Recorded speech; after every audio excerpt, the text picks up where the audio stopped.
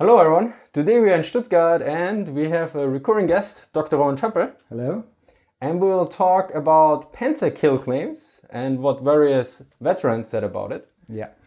So, we talked a bit a few months ago and you mentioned that the various Panzer Aces have very different opinions on this issue. Yeah. So I asked many Panzer and assault artillery Sturmgeschütz veterans about kill claims and aces, and if the knocked out Panzers were counted.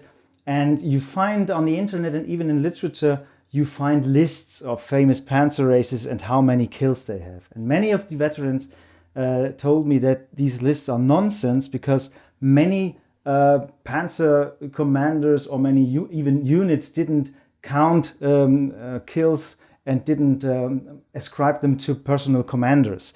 So for example, I asked Otto Carius. I met him twice and did interviews with him. And you find in Wolfgang Schneider's books, Tigers in Combat, I found that he claims that Carius had 150 or 160 kills. Yeah, and I asked Carius about this, and he laughed and he said, "This is all nonsense. I never counted my kills."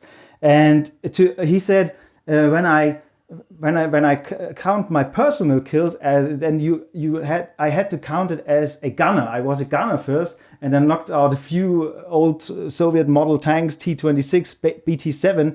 But as a commander, I didn't really count my knocked out tanks. And I asked him, but if you had to say about how many tanks, and he said, I don't know, maybe about 100. And he said, and I said, Wolfgang Schneider writes that you knocked out 150 or 160 tanks. And he said, no. And the next author writes that I knocked out 200 tanks, and this is nonsense. And another Panzer Ace or Panzer commander I asked is Alfred Rubbel. Alfred Rubbel has published his memoirs shortly before he died. And I did a lot of interviews. He was a Kursk veteran, and he was one of my veterans, number one veterans. I asked about Kursk battle and Panzer Tactics and kill claims. And he said, in our unit, it was absolutely not usual that we counted tank kills for several commanders. We said, tank number 131 has knocked out so many tanks, but the crew changed, you know. And I asked, and he said, I couldn't say how many tanks I have killed. And was this very, very famous tank ace in his unit. It was Kurt Knispel. And you always find this number. He's the most famous tank gunner or most successful tank gunner of World War II, and he knocked out 168 tanks. And I asked Rubbel, and Rubbel was his direct superior. And he said, I wrote the war diary. I know everything about Knispel. I knew him very well. We called him Kurtchen, and he told me stories about him. And he said, there's so much misconception. For instance, they write that Knispel was handed in for the Knight's Cross 4 times, but he was rejected. Rubbel said this is absolute nonsense because I was responsible for the war diary, and I know he was never handed in for or recommended for a Knight's Cross. And he said we don't know exactly how many kills he have, but at some point when commanders like Wittmann and other Panzer commanders were awarded decorations and named in the Wehrmacht report, then our superior said, okay, you are a very successful unit. Why don't you say we have also tank aces? We should take a very successful commander or gunner and say, oh, we have a gunner with so and so many knocked out tanks. And they said, okay, Knispel, he could have maybe about 165 tanks. And so we gave this as a report, but we were not really sure. And so he said, you will never be sure because no one counted. And maybe he has 168 tank kills, but maybe not. But it was not counted in his unit. And my last example is actually one Sturmgeschütz commander. It was Horst Naumann. I knew him very well. And I found a list on the internet compiled by Franz Kurowski alias Karl Kollatz. And he wrote me, on this list, you find Horst Naumann with 48 tank kills. And I exchanged many letters. I saw him many times, Horst Naumann, and I asked him, do you know the exact number? I have this in writing. He wrote me a letter. And I asked him, do you have do you know how many Soviet tanks you knocked out?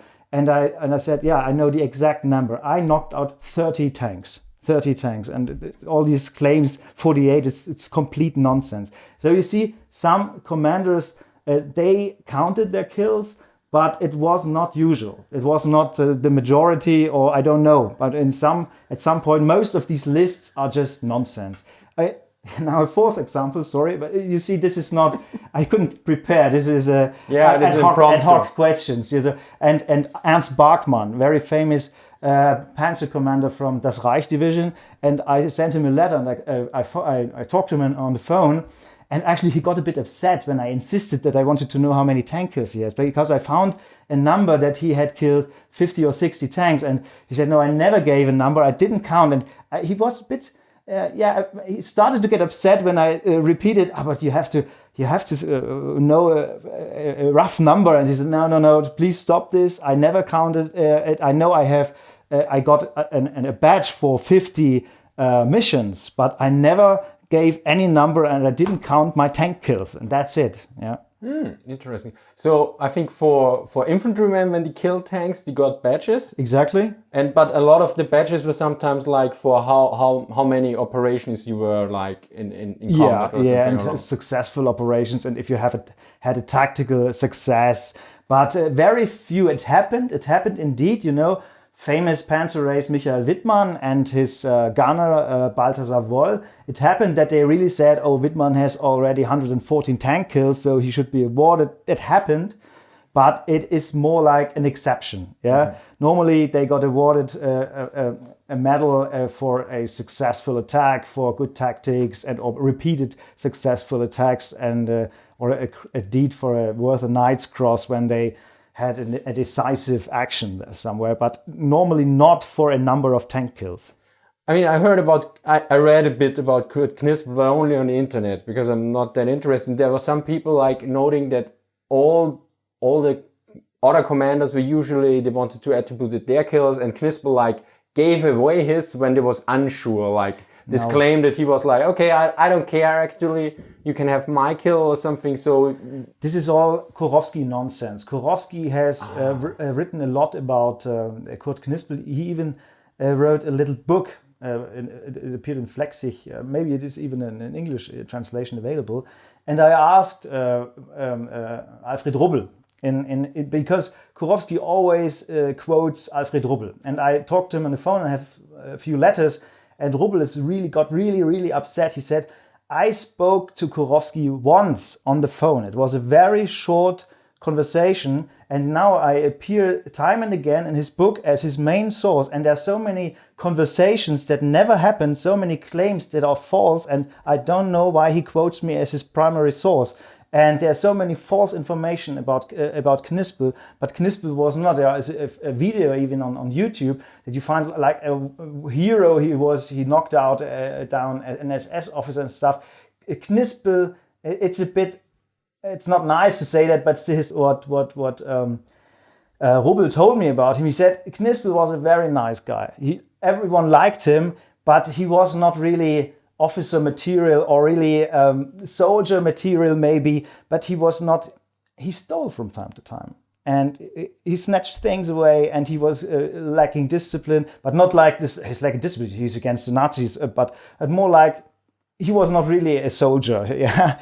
And that's why they would never have recommended him for being an officer and stuff. He was just, they said, oh, it was Kurtchen, and we said, okay, it's Kurtchen, but he was not that hero that gave away. They overestimate his position. Yeah, he was just a nice guy. He was a gunner, and he was not ambitious, and he was liked and stuff. But this is all Kurowski wanted to make a hero, a famous hero out of them, but he was a great gunner, but he was not an exceptional good soldier. Yeah. Yeah. Exceptionally. Yeah. And I mean, you wrote a paper about Kurowski, and Yeah, it is even translated on the internet. You can find it for free. It's for free on the internet. we'll Even put in a link in the description. So basically, Kurowski wrote a lot of books, and the problem is that a lot of English academics sometimes quote him because they don't really know what is up to, and a lot of stuff from what I remember from your paper is basically made up or already published, but no footnotes and everything. Yeah, when he started writing historical, military historical books, he started not by making things up, but over the years it got more and more and more, and he mixed real reports he had gotten from World War II veterans with made up stories. And the older he got and the more successful he was, and he published about 400 or 450 books. And then he really just made up stories. You can read it in my article. I have this from several World War II veterans who worked or did not work with Kurowski and said, "What? I never said that." Yeah, he made this up. He made it out of the blue. He said this. He told it this complete fiction. Yeah, and the more recent the books are, the more nonsense is in them.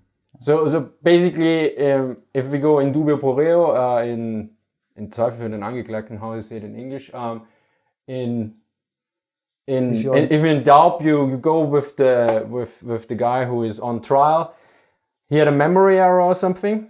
Could have happened that he didn't intentionally wrote up the stuff. Yeah, but no. In worst case, but this is no excuse, because you could say, okay, maybe he has he got old and just no time to do research. But one or two of the veterans even wrote to me that they send corrections to Kurowski. Said, "No, this is not what I told you, and this is not what my comrades told you." And he sent corrections, and either Kurowski never reacted, or he reacted really badly to this, like angry, and so no, he wanted. He lived in his own world, and it was part fiction, part original. So the persons existed, the circumstances existed, but it's like in a novel, when a novel is based on original events. Okay, thank you very much. Thank you for watching this, and see you next time. Bye. Bye.